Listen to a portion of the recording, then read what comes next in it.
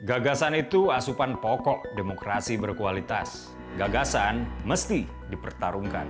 Yang terbaik akan menang. Semakin banyak politik gagasan mengisi panggung, politik identitas tak punya tempat bernaung. Simak Gagasan UKI. Assalamualaikum warahmatullahi wabarakatuh. Salam sejahtera untuk kita semua. Om Swastiastu, Namo Buddhaya, salam kebajikan. Teman-teman, kita patut bahagia dengan tumbuh kembang demokrasi di Indonesia yang kini berada di rel yang benar. Belakangan udah hampir nggak ada lagi narasi politik yang mengedepankan sentimen identitas, seperti misalnya sentimen agama. Pada pemilu-pemilu sebelumnya misalnya panggung demokrasi kita disesaki dengan sentimen agama. Si Anu paling mewakili Tuhan, rival politik si Anu maka musuh Tuhan, dan lain-lain. Pada pemilu kali ini, kita mulai disuguhkan dengan politik gagasan oleh para partai politik dan tokoh-tokohnya. Terlepas kita setuju dengan gagasan tersebut apa enggak. Pak Prabowo dari Gerindra misalnya, menggagas makan siang gratis untuk anak-anak sekolah. Kemudian Cak Imin dari PKB yang menggagas BBM gratis. Ada juga dari PSI, yaitu layanan kesehatan gratis untuk seluruh rakyat Indonesia. Saya tertarik untuk bahas gagasan Cak Imin. Pertama, nggak ada urgensinya BBM untuk digratiskan. Nggak ada landasan konstitusionalnya untuk negara ini menggratiskan BBM yang menurut sebagian orang bahwa pemerintah memberikan subsidi BBM aja udah dianggap bakar uang. Terlebih, Indonesia sudah menjadi net importir BBM karena cadangan minyak kita sudah nggak bisa memenuhi kebutuhan lagi. Negara yang kaya akan minyak bumi sekalipun, teman-teman, nggak ada yang menggratiskan BBM. Kedua, BBM gratis ini nggak sesuai dengan komitmen pemerintah RI untuk mencapai net zero emission pada tahun 2060. Begini, kendaraan pribadi adalah polutan paling besar di DKI Jakarta. Provinsi kota yang beberapa kali menempati posisi puncak sebagai kota dengan kualitas udara paling buruk di dunia. Dikutip dari kantor berita bisnis.com, Guru Besar Ilmu Lingkungan Hidup Universitas Diponegoro, Prof. Sudarto, bilang sektor transportasi masih tercatat menempati urutan tertinggi penyumbang polutan di Jakarta. KLHK atau Kementerian Lingkungan Hidup dan Kehutanan mengungkapkan sumber polusi udara di ibu kota Jakarta dan sekitarnya berasal dari kendaraan dengan kontribusi 44%. Nah, bukannya membuat kebijakan untuk mendorong masyarakat menggunakan transportasi umum, menggratiskan BBM ini malah kontraproduktif, malah bisa mendorong orang Indonesia untuk menggunakan kendaraan pribadi. Dan ini jelas ancaman banget buat lingkungan. Seorang aktivis lingkungan hidup cukup senior mentor saya, yaitu Mas Agus Sari, mengatakan, justru idealnya apapun yang merusak lingkungan nggak boleh disubsidi.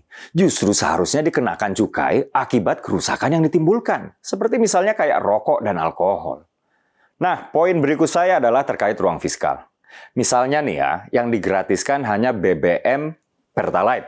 Misalnya, menurut laman resmi Kementerian SDM, penggunaan Pertalite pada tahun 2021 aja itu udah 23 juta kiloliter. Nah, misalnya Pertalite digratiskan, misalnya 23 juta kiloliter atau 23 miliar liter dengan harga Pertalite hari ini yaitu 10.000 per liter, maka negara harus menambah lagi subsidi sebesar 230 triliun rupiah di luar subsidi dan kompensasi BBM yang hari ini udah digelontorin oleh APBN. Pada tahun 2023 aja yang masih berjalan ini nih, APBN udah ngegelontorin 338 triliun rupiah untuk subsidi BBM. Jadi, selain urgensinya nggak jelas, manfaat jangka pendek dan jangka panjangnya juga nggak ada. Pijakan konstitusionalnya juga nggak jelas. Dampak lingkungannya malah merusak. Dan terakhir, uangnya dari mana Cak Imin? Jangan-jangan gara-gara gabung sama Pak Anies yang sering ngawur Cak Imin jadi ikut ngawur juga nih.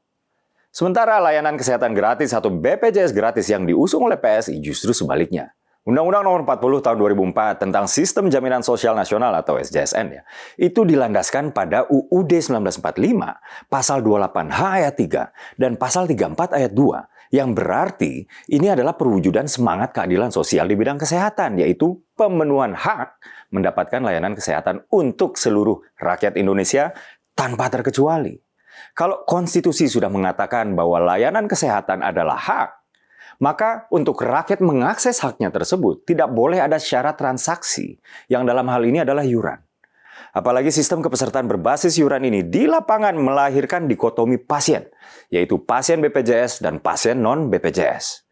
Adanya pemisahan layanan dua kelompok ini ketika mengakses layanan kesehatan pada FKTP seperti puskesmas ya, dan FKRTL seperti ya misalnya rumah sakit lah, kerap juga melahirkan diskriminasi di lapangan seperti antrean, kualitas layanan, dan lain-lain.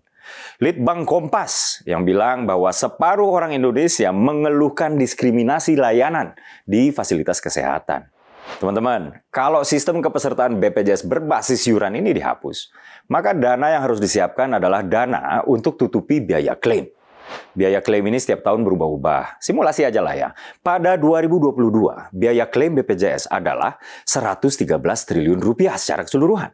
Nah, pada tahun yang sama, pemerintah RI udah mengeluarkan biaya 62,5 triliun rupiah untuk BPJS PBI ya, Kartu Indonesia Sehat dan lain-lain. Praktis dibutuhkan pembiayaan sekitar ya ekstra 51 triliun rupiah lagi untuk menutupi sisanya plus uang operasional BPJS yaitu sekitar 1,5 triliun rupiah. Nah, 51 triliun rupiah ini dapat dianggarkan dari pengalokasian khusus PPN dan PPNBM sebanyak 1 ya dari 11% yang biasanya kita bayar setiap kita transaksi.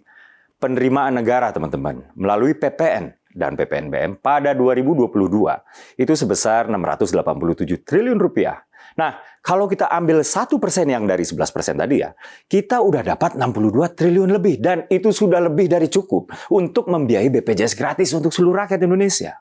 Terus apalagi keuntungannya kalau sistem kepesertaan BPJS berbasis iuran ini kita ganti dengan sistem kepesertaan BPJS berbasis kewarganegaraan. Pertama, layanan BPJS nggak lagi bersifat terlokalisir, tapi nasional. Kedua, seluruh WNI dapat mengakses layanan kesehatan tanpa terkendala masalah administratif lagi.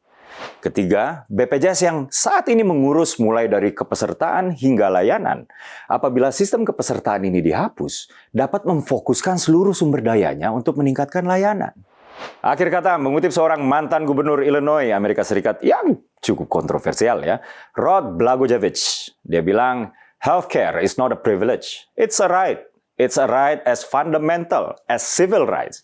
It's a right as fundamental as giving every child a chance to get a public education. Layanan kesehatan bukanlah suatu keistimewaan. Ia adalah hak. Ia adalah hak yang sama mendasarnya dengan hak sipil. Ia adalah hak yang sama mendasarnya dengan memberikan kesempatan kepada setiap anak untuk mendapatkan pendidikan.